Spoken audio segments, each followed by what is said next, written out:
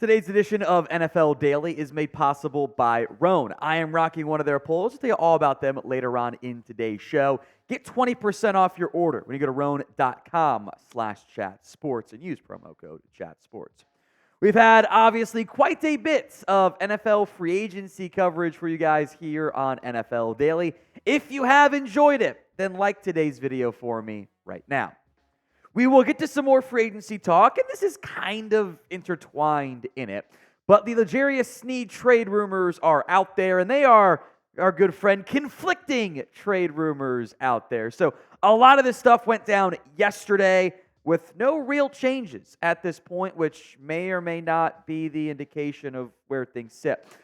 Destin Adams, who covers the Colts for A to Z Sports, says, sources tell myself and A to Z Sports NFL that the Chiefs and Colts are ironing out the final details on a trade that will send star cornerback L'Jarius Sneed to Indianapolis. After the Colts are sending a 2024 third and additional pick in 2025. Then ESPN's Stephen Holder came in about 2 hours later and said, no, once and for all, there is no trade in place between the Chiefs and Colts for L'Jarius Sneed. I was told this unequivocally from the highest levels of the Colts organization.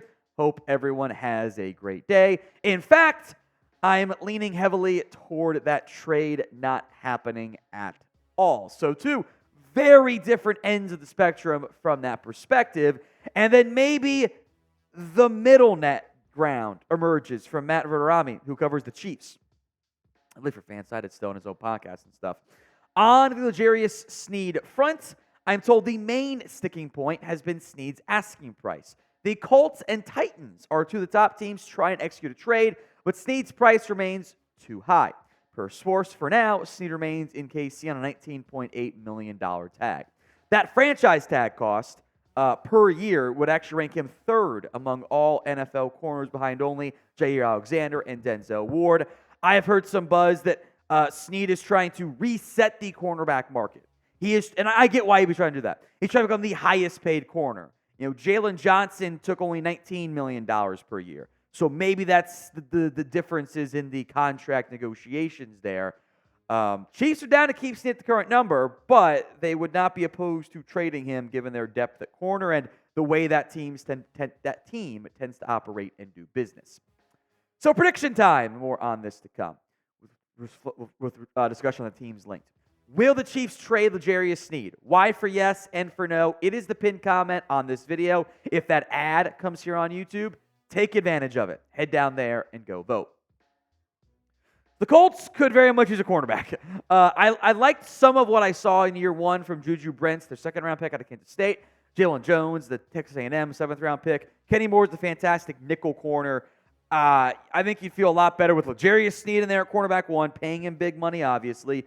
Brent's CB2, Jones is your top backup, and then it's not Darrell Baker and Dallas Flowers. To an extent, it was, it was Kenny Moore and the funky bunch out there at corner of like a lot of young guys who are not quite ready to go at this point. So I think adding a corner would make a lot of sense for Indy and also make sense for Tennessee. Now, Tennessee has been on a spending spree this offseason, throwing money at players. They did bring in Chidobe Awuzie, who's got ties to head coach Brian Callahan. It's the cornerback 2 spot that's like, I like Roger McCreary in there at the nickel. Caleb Farley has been unable to stay healthy. He's not someone that you can trust. Awuzie is probably better as a CB2 than a CB1. So both of those teams are logical fits. Now, whether or not Sneed is even CB1 on his own team is very much up for debate in Kansas City because there's Trent McDuffie, Jalen Watson, Josh Williams. That trio works, and you could certainly draft another top 100-ish pick at corner.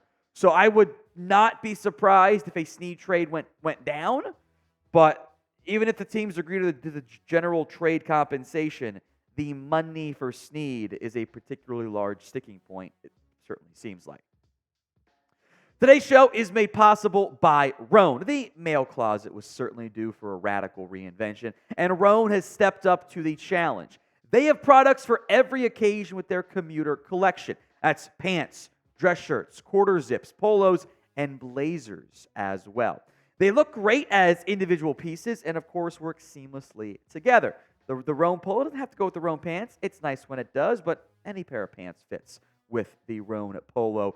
4-way stretch fabric is breathable, flexible, And it works wherever, from your commute to work to the 19th hole, or maybe you snuck out 9 holes Saturday morning. I'm certainly not talking about anybody in particular on that front there. Gold Fusion anti-odor technology allows more wears between washes, and it'll be fresh and clean all day long. By the way, machine washable, wrinkle release technology, so no dry cleaners required. The Commuter Collection can get you through any workday and straight into whatever comes next. Head to Rhone.com/chatsports and use promo code chatsports to save 20% off your entire order. That's 20% off your entire order when you go to RHONE.com/chatsports and use code chatsports. Links in the comments section and the description of today's show. Let's go to the latest on one Chase Young as we look at some of the top available free agents, what their markets look like here. He has taken or is going to take several visits with a couple different NFL teams. It is the New Orleans Saints, the Tennessee Titans, and the Carolina Panthers. Certainly seems like the Niners did not want to bring back Chase Young, and that might be a potential red flag, by the way. Now, the Saints went out and got Cedric Wilson as like their other big free agency splash, but they're finding ways to create salary cap space every year. An edge rusher would be interesting. Cameron Jordan has a couple of years, maybe a year left. Elite profile picture, still a very elite pass rusher. Carl Granderson can come off the edge. Peyton Turner, Isaiah Foskey were top, 55, 60 picks, whatever it was for Foskey. Turner, of course, was a round one guy, and they haven't quite got the results they were hoping for. Tennessee is also looking to spend money. Now, they've got Harold Landry, who I like. Arden Key played pretty decently for them. Rashad Weaver was a 4th-round pick who has not quite been able to materialize at this stage, which I think is going to be a key thing to keep an eye out for and monitor moving forward. Carolina stands out. They've also been linked to Jadeveon Clowney as a homecoming there. They signed DJ Wanham. They signed a bunch of... Chase Young should not be starting.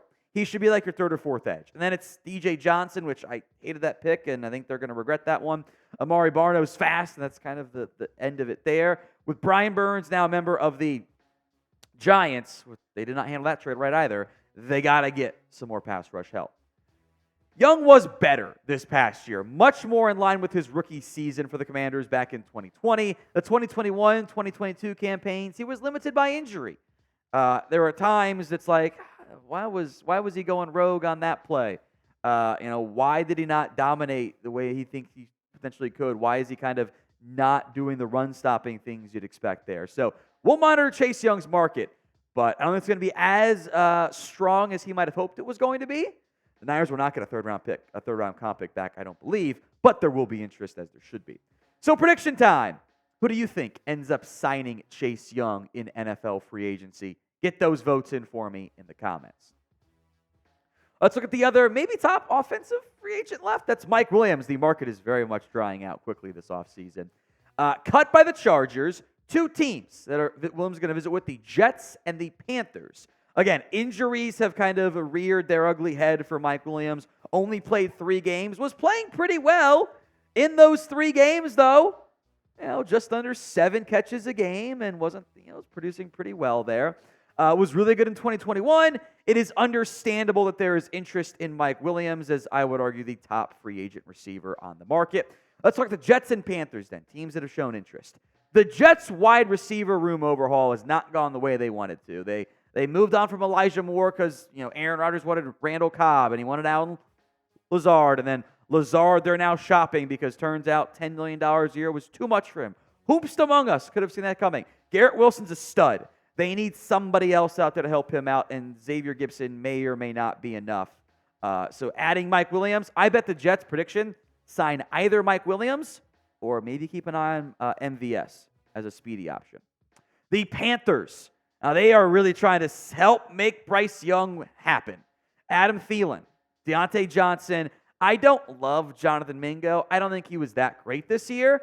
You could, in theory, have a round 1 pick, wide receiver, come in there as well. I think they'd love to move on from Terrace Marshall, and everyone else is kind of, maybe they're your wide receiver 5. So if they're out on Mingo, Williams and or draft picks certainly do make sense. We'll come back to Carolina with another player they've been linked to here momentarily. But who do you think will end up signing Mike Williams? Answer it for me in the comments. Michael Gallup is also set to visit with the Carolina Panthers, which I think makes some sense. He can be that vertical threat. The issue is for Gallup that his play has not been very good since his injury. His numbers have fallen off a cliff, and he was benched down the stretch to basically split time with former third-round pick Jalen Tolbert. The results were just not what that organization was looking for and what they needed to have, the Cowboys. So they made the decision to cut him. I think a cheap one-year deal is very possible for Michael Gallup. If I'm Carolina, though, I think they need more juice. They need more speed. That's not what Gallup brings at this stage. Now, we will have more NFL news, rumors, free agency, and the draft is just over a month away as well. So don't miss out. Hit that sub button right now. Let's check in on the Justin Simmons market, which is oddly quiet at this stage. The Eagles and Titans are among the teams that have been linked at this stage. Some whispers and buzz that maybe the market's a little bit too expensive. What Justin Simmons wants is not what's available in a still kind of deep safety market. Someone will get him as a starter. I think it might be a bit of a waiting game to a certain extent, but the longer you wait as a player, more often than not, the less you end up getting, outside of a few exceptions there. Simmons can still play ball. He's not the peak guy he was in his prime. Sure, he's getting up there in age. He can still help a football team. So whoever ends up signing him, I think will be very glad they did so come this NFL regular season.